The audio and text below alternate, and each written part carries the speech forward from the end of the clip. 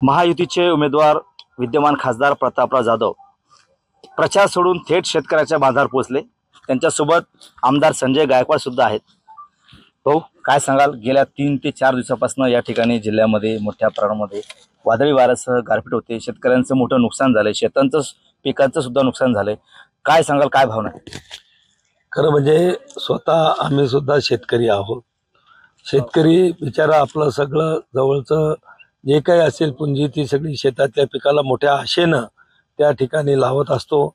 आणि आताचा जो पिरियड आहे की हातातोंडाशी आलेलं पीक, आता आपण ज्या शेतात उभे आहोत ही मका आणखीन जास्तीत जास्त 1 महिन्यामध्ये त्या ठिकाणी काढायला आली असते, पण अशा वेळी हातातोंडाशी आलेला घास या नैसर्गिक आपत्तीमुळं त्या ठिकाणी हिरावला गेलेला आहे। आम्ही संबंधित अधिकारी, कलेक्टर असतील, जिल्हा कृषी अधीक्षक असतील, या सगळ्यांना तातडीनं पंचनामे करण्याचे आदेश दिलेले आहेत। आणि लवकरात लवकर आम्ही फक्त या ठिकाणी शेतकऱ्यांचे सांत्वन करण्यासाठी इथं आलेलो नाही, तर आम्ही सत्तेमधले आमदार खासदार आम्ही त्या ठिकाणी आहोत। या शेतकऱ्यांचे पंचनामे लवकरात लवकर करून त्यांना तात्काळ तातडीची मदत शासनाच्या वतीनं करण्यासाठी सुद्धा आम्ही वचनबद्ध आहोत।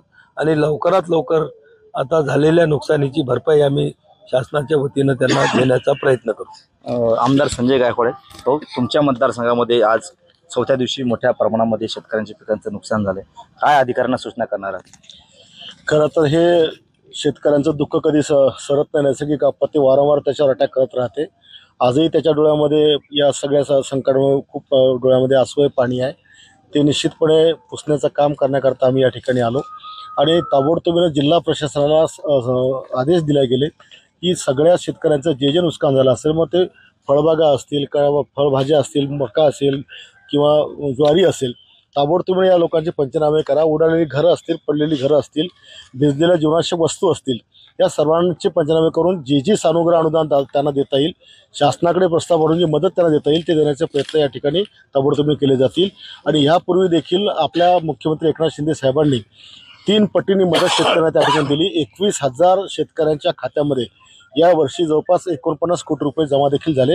हे देखील पैसे लवकरात लवकर जमा करण्याचे आम्ही प्रयत्न करू।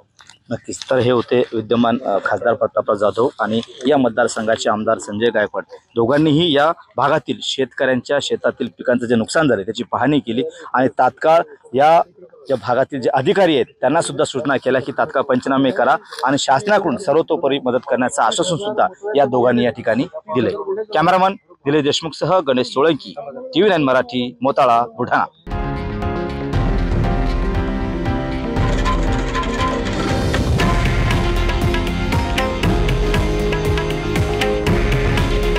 हे आहे देशातील नंबर 1 न्यूज नेटवर्क आणि आपण पाहत आहात TV9 मराठी।